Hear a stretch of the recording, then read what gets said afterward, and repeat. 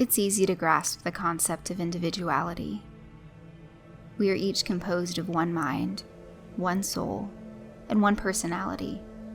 And this is a good thing, as we are defined by who we are, whether in a physical or personal sense. The idea of self-awareness, however, comes with the reality that we are virtually always alone. It's easy for one to come to terms with this fact, while it is obvious that we can still relate and sympathize with other individuals, even if they will never have a perfect understanding of our thoughts and feelings. More than anything, I'm a daydreamer. I may write and draw to try to speak my mind and flash my creativity to the people around me, but those tools of expression are not first nature to me. It's much easier to lie back and imagine, play out situations in my head than to forcibly generate them on a computer screen at that very second. Instead, I would lie down on the couch and stare into the clouds, plotting a new episode of imagination in my head. It was fairly recently, 2 years ago to be exact, when I learned that this was an awful coping mechanism.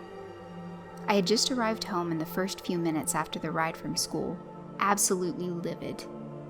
Looking back on it now, it was just a petty squabble with another kid in AP English language, resulting in him running away with a nosebleed. But nevertheless, I was frustrated.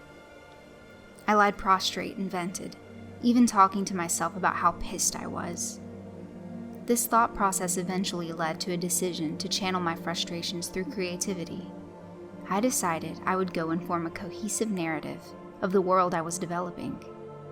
I figured the feeling of satisfaction from completing such a project would help calm me from any future school-time struggles. I turned over onto my back and stared at the popcorn ceiling of the room, sort of tracing the lines between the bumps of the pattern. I eventually found myself in the planes of my imagination. The feeling itself was overwhelmingly vivid, on the brink of hallucination. Perhaps I had dozed off beforehand, and this was just a dream, but I still had creative liberty with this familiar world, as if it was a conscious thought. It was warm and temperate. A sunny sky shimmered bright blue overhead, and a mild breeze calmed the slow, stewing heat of the day. It was perfect, my favorite kind of weather. It was there that I imagined a castle, placed right in the middle of the field. It was a huge stone building, with a babbling pond on the outside that refreshed my ears. I had to go inside to explore. The first room from entering the door was simply a parlor. Dust trickled down from every part of the ceiling, and light filtered through the windows, making it almost seem as if heavenly beams were shining through the glass. There were 5 or 6 ornate, circular tables with accompanying high-legged chairs scattered throughout the room. Even if this room felt dusty, old, and empty, it was still relaxing. The only parlor guest I would worry about was myself. I was greeted by a woman in a beige, puffy dress and a top hat. She took a seat at the table farthest from the entrance and signaled me over to sit with her. I looked around one last time to get a good idea of the room and joined her at the station. Conversation began almost immediately. "Heard someone got on your nerves recently," the lady said. I knew it was my mind. Therefore, there was no surprise that she knew my recent past.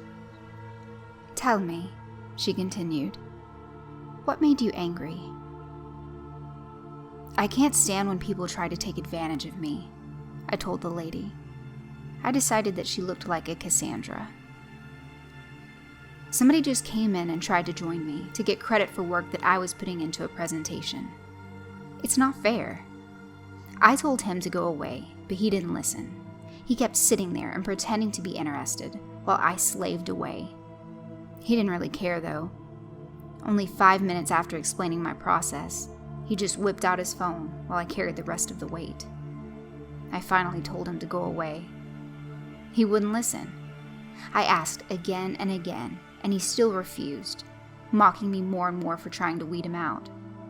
It came to the point where he was physically taunting me, so I finally just grabbed his scrawny little head and slammed it against the table. I was mad as hell, but it felt good. Am I a bad person for taking pleasure in revenge like that? Cassandra shook her head. I think it is right to take action to defend your well-being. You were trying to protect your credibility and perceived work ethic with the project, so at least I don't feel like you're a bad person for expressing your displeasure. You were merely asserting yourself. After being reprimanded from both my parents and the teacher, it was such a relief to hear somebody validate my actions instead of refusing to look at them from my point of view. The anxiety in my shoulders eased a bit. She looked at me again. Do you have anything else you need to confess? She asked. No, I smiled. But I can say, after hearing that, I'm a bit relieved. I wouldn't want any grumpiness to interfere with my interpretation of this manner anyway. Cassandra smiled in return. I could tell she was looking after me. Whether she was some sort of personification of the justification of my own thoughts or just a motherly figure I made up, I could still use more people in my life that would talk out my issues instead of getting angry and flaring them up even more. She curtsied and handed me the key to exit through the other side of the parlor. She led me towards a very small iron door beyond a velvet curtain, but she hugged my shoulders and put the key in the palm of my hand, returning to a chair to read a book lying on one of the tabletops.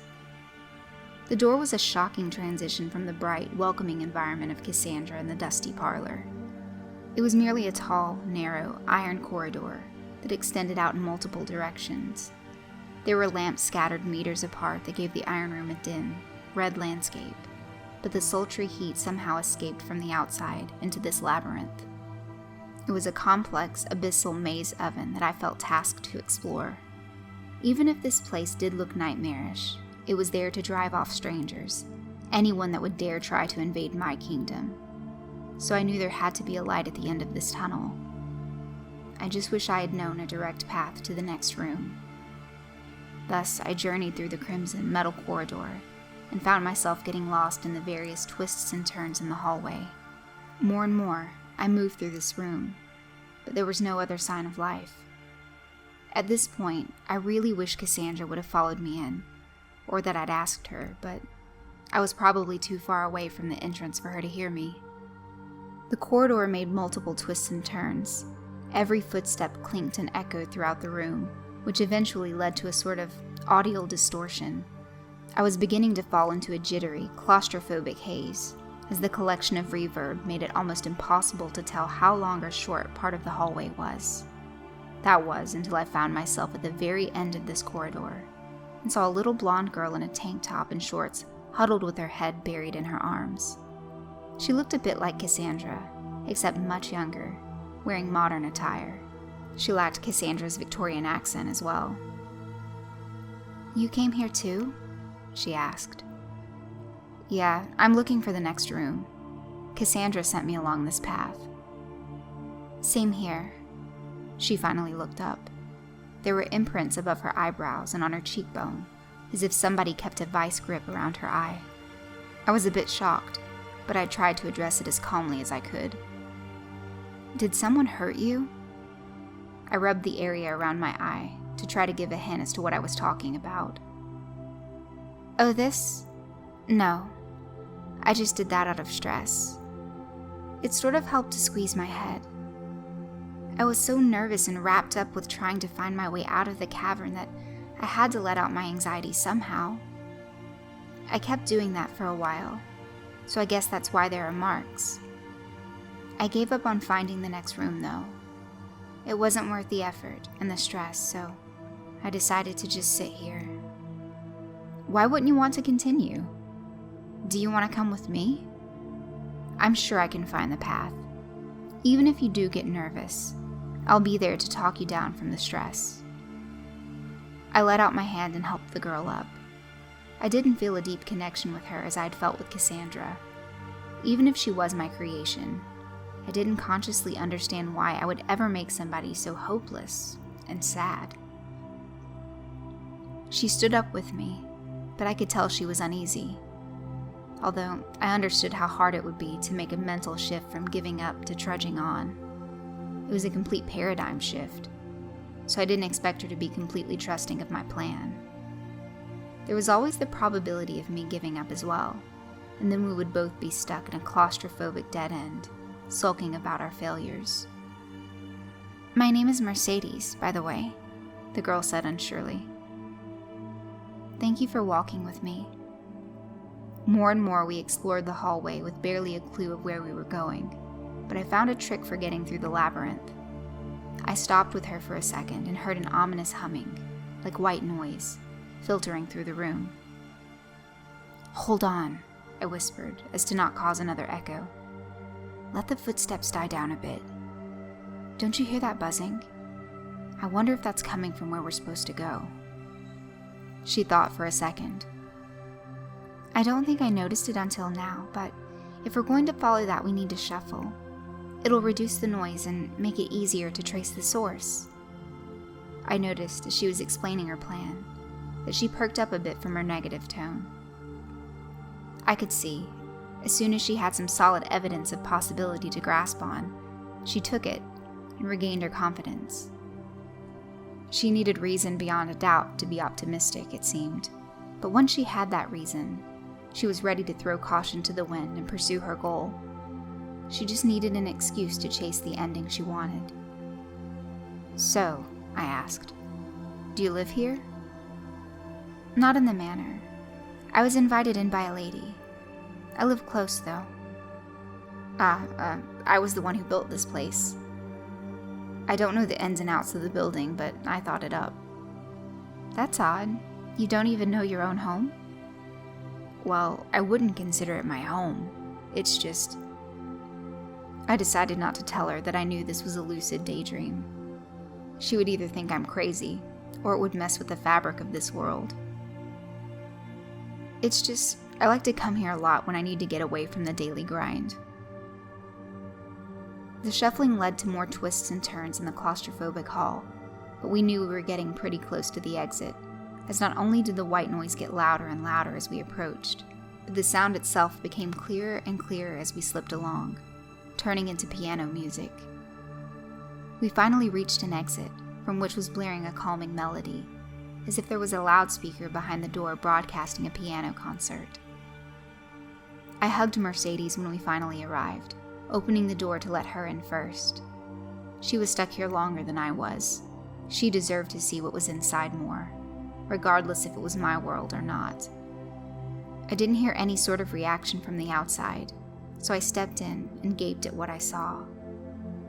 It was some sort of indoor courtyard, complete with a garden, multiple waterfalls scaling the enormously tall chamber, and a tall figure playing music on the piano. It was hideous, nearly 7 feet tall, with sickly blue skin, but it was decorated so oddly that I couldn't help to be more amazed than fearful. It wore white cloth around its waist, almost as if the being was painted on the wall of an Egyptian pyramid, but the creature had a golden, cone-like neckpiece as well. When it looked over at Mercedes and me, I was greeted with a horned but completely bandaged face and a bright red sun pattern on the inside of the cone. It stopped playing, the reverb of the music fading almost instantly, and it jumped in front of Mercedes and I. It took only one swipe of the arm to knock Mercedes out of the way, and then it went straight for me, grabbing my neck. Suddenly, the beauty of the room faded into blackness. The creature too faded away into a light blue blob of light, and I could hear, "Oh my God!" from the direction that Mercedes was knocked away. It felt like the whole world was shaking. I could feel sweat from my brow, and I became severely disoriented. It almost felt like I was alone in some sort of abyss, but I felt warmth, almost giving me a bear hug from behind. Even though I was scared, I confided in the warmth and allowed my being to fade away into the warmth, in hopes that the abyss would fade away with the feeling. Luckily, I was right, as I found myself awake, sitting upright as my parents looked at me with distressed expressions. Is something wrong?" "Come on," Mom replied. "We're going to the hospital." I sort of laughed a bit. "Who got sick?" They didn't hear my question at first, but they hurried me along to the infirmary anyway when I heard the news. In my near hallucination of a daydream, I had had a seizure, Apparently, I'd knocked my head against the backboard multiple times, which caused a minor concussion, but I was unconscious through the whole event. I didn't even remember having a headache through the course of the whole fiasco.